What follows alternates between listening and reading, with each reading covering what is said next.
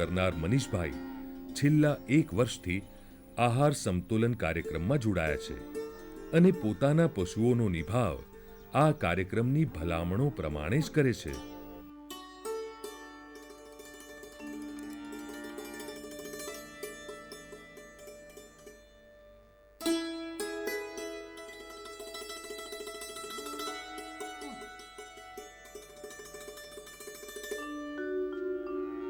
આ માટે તેમણે હિંમતનગર સ્થિત સાબર ડેરી દ્વારા ચલાવવામાં આવતા તાલીમ વર્ગમાં સ્થાનિક પ્રતિનિધિ તરીકે તાલીમ લીધી છે. તે પોતાના બધા જ પશુઓને સમતોલ આહાર આપે છે.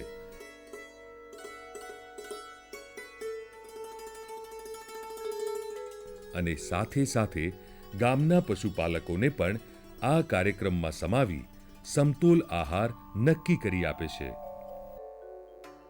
એમને બધું ખવડાવવાનું, એને પેટ ભરાય એટલું નાખતા, પછી પછી ધીમે ધીમે બધું પ્રોસેસ કરી ગાયોને લાવવાની ના બધું તે બધું પણ ખબર નથી કે આનું શું કરાય, એમ કઈ રીતે ખવડાવવાનું, કઈ રીતે પેલું કરવાનું, મિનરલ મિક્સચર કે એવું બધું એ બધું કંઈ ખબર નથી.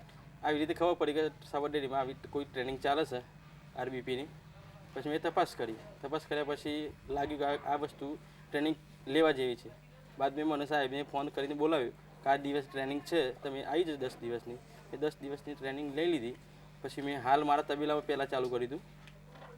પછી મને લાગ્યું કે હા બરાબર છે, આનું બધું કેટલી ટકાવારી આપણે પહેલાં મળતી હતી અને હાલ કેટલી મળે છે અને કેટલી બચત થાય છે.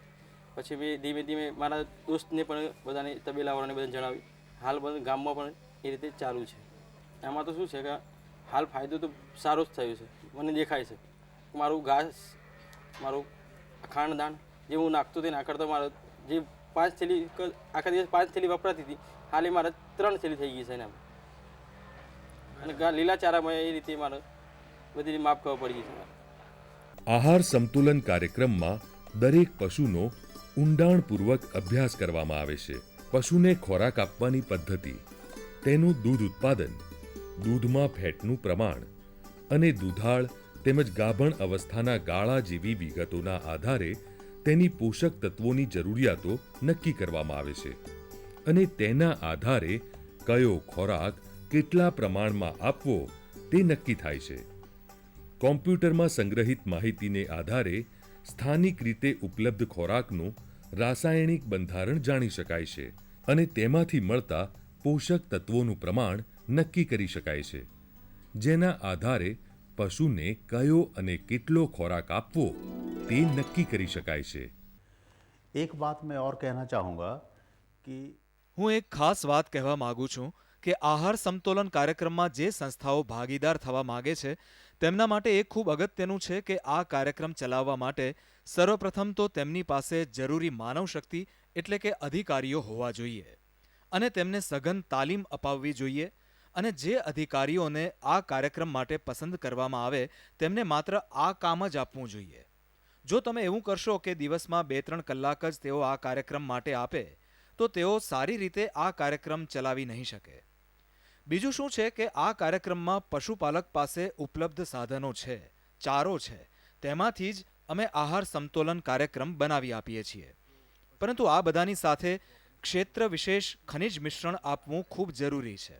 તો જે સંસ્થાઓ આહાર સમતોલન કાર્યક્રમ અપનાવવા માગે છે તેમણે આ બાબતોનું ધ્યાન રાખવું પડશે કે જ્યાં જ્યાં આ કાર્યક્રમ ચલાવવા માગે છે ત્યાં પહેલાં એ સુનિશ્ચિત કરે કે ક્ષેત્ર વિશેષ ખનિજ મિશ્રણ પશુપાલકોને પૂરતા પ્રમાણમાં મળી રહે છે કે નહીં અને તેની ગુણવત્તાની ચકાસણી રાષ્ટ્રીય ડેરી વિકાસ બોર્ડની પ્રયોગશાળામાં કરાવી લેવી જોઈએ કે આ સારી ગુણવત્તાનું છે કે નહીં. विकास बोर्ड की लेबोरेटरी में बराबर से जांच करवानी चाहिए कि ये अच्छी क्वालिटी का है कि नहीं.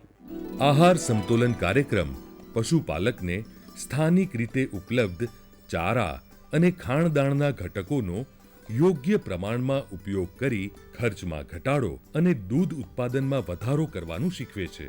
પશુની તંદુરસ્તી જળવાઈ રહે છે અને પ્રજનન ક્ષમતામાં વધારો થતાં 2 વિયાણ વચ્ચેનો ગાળો ઘટી જાય છે, જેના કારણે દૂધાળ ગાળો લાંબો થાય છે, વાછરડી વહેલી ગાભણ થાય છે અને પશુનું ઉત્પાદક જીવન પણ વધી જાય છે. અને આ બધી જ બાબતો પશુપાલકની આવકમાં ચોખ્ખો વધારો કરે છે. હા ફાયદો થયો 100% ફાયદો. ફાયદો તો સારો જ થયો છે, મને દેખાય છે. आहार संतुलन कार्यक्रम આહાર સમતોલન કાર્યક્રમના બીજા પણ ઘણા ફાયદા છે. જેમ કે મેં કહ્યું તેમ આમાં દૂધ ઉત્પાદનનો ખર્ચ ઓછો થાય છે, ઉત્પાદકતા વધે છે. તેની સાથે સાથે આના બીજા પણ ઘણા ફાયદા છે જે પશુપાલકોને જોવા મળે છે. આમાં એક તો આપણે જે આજકાલ કહીએ છીએ કે જે દેશોમાં વધુ પશુઓ છે, દૂધ ઉત્પાદન કરતા પશુઓ છે, તેઓ વધુ મિથેન ગેસનું ઉત્સર્જન કરે છે, मीथेन गैस का उत्सर्जन करते हैं જે ગ્લોબલ વોર્મિંગ માટે જવાબદાર છે. રાષ્ટ્રીય ડેરી વિકાસ બોર્ડે અલગ અલગ રાજ્યોમાં પ્રયોગશાળામાં અને ફિલ્ડમાં પ્રયોગ દ્વારા સિદ્ધ કર્યું છે કે આહાર સમતોલન કાર્યક્રમ દ્વારા જો તમે પશુને સમતોલ આહાર આપો તો દૂધના લીટર દીઠ ઉત્પાદને મિથેન ગેસનું ઉત્સર્જન 10 થી 15% ઓછું થઈ જાય છે. जो प्रोडक्शन है एमिशन है અને તેની સાથે બીજા પણ ઘણા ફાયદા છે. જેમ કે તમે પશુઓનું રસીકરણ કરો છો તો પણ ઘણીવાર બીમારી ફેલાય છે. આ કાર્યક્રમ દ્વારા પશુની રોગ પ્રતિકારક શક્તિમાં વધારો થાય છે અને પશુઓના પેટમાં રહેલી જીવાત કૃમિનું પ્રમાણ પણ ઘટે છે. સમતોલ આહાર આપવાથી પશુપાલકને ઘણા બધા ફાયદા થાય છે જે ધ્યાનમાં રાખવા જેવું છે. जो कीड़े होते हैं वॉर्म्स हैं उसकी मात्रा कम होती है संतुलित आहार देने से. तो बहुत सारे फायदे किसान को मिलते हैं जो कि बहुत ध्यान में रखने योग्य है. આહાર સમતોલન કાર્યક્રમ એટલે ઓછામાં ઓછા ખર્ચે વધારેમાં વધારે દૂધ ઉત્પાદન મેળવવાનું અસરકારક પગલું. આહાર સમતોલન કાર્યક્રમ અપનાવો અને વધુમાં વધુ નફો કમાવો. આ કાર્યક્રમમાં જોડાવા માટે આપ આપની નજીકની સહકારી મંડળીનો સંપર્ક કરી શકો છો.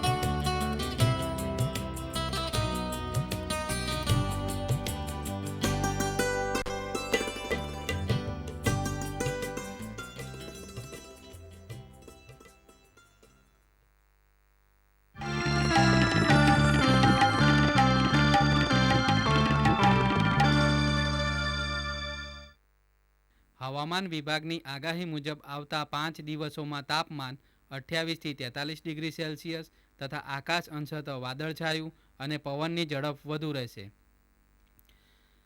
ભારતીય હવામાન વિજ્ઞાન વિભાગ તેમજ આણંદ કૃષિ યુનિવર્સિટી દ્વારા ખેડૂતોને સલાહ આપવામાં આવે છે કે દક્ષિણ ગુજરાતમાં આદુ, હળદર અને સુરણનું સારી જાતનું શુદ્ધ બિયારણ મેળવી ભલામણ મુજબ વાવેતર કરવું.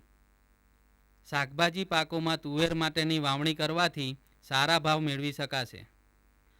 મધ્ય ગુજરાતમાં ઘાસચારાના પાક માટે જુવાર અને રચકાની કાપણી 6 થી 9 ઇંચ ઊંચે રાખી કરવાથી લીલા ચારામાં ફૂટ વધારે થવાથી લીલો ચારો વધુ મળે છે.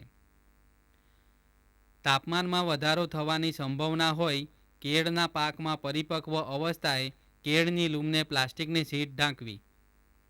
ઉત્તર ગુજરાતમાં દિવેલાના પાકમાં સુકાયેલ છોડને વહેલી તકે ઉખાડી નાખવા, ત્યારબાદ હળથી ઊંડી ખેડ કરી જમીનને સૂર્યના પ્રકાશમાં તપાવવી, જેથી રોગકારક ફૂગ અને જીવાતનો નાશ થાય.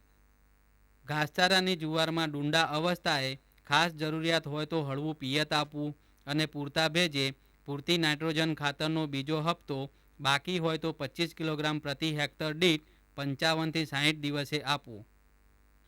સૌરાષ્ટ્ર અને કચ્છમાં તાપમાન વધુ રહેવાનું હોવાથી મગફળીના દાણાના વિકાસની અવસ્થાએ પાકને પૂરતો ભેજ મળી રહે તેની કાળજી રાખવી.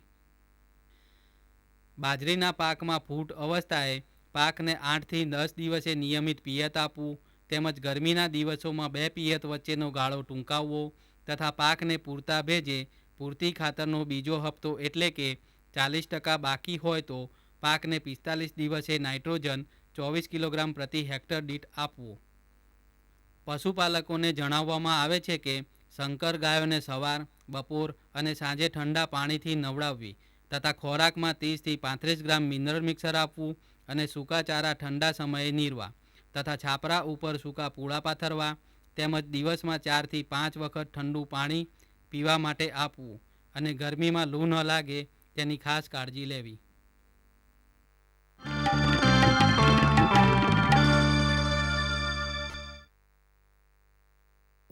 આવતા શુક્રવારે તારીખ 15/5/2015ના રોજ જે વિષય અંતર્ગત તમે અમારા નિષ્ણાંતોને પ્રશ્ન પૂછી શકશો એ વિષય છે જંતુનાશક દવા અને રાસાયણિક ખાતરનો કાર્યક્ષમ ઉપયોગ. વિષય ફરી એક વખત નોંધી લેજો, જંતુનાશક દવા અને રાસાયણિક ખાતરનો કાર્યક્ષમ ઉપયોગ.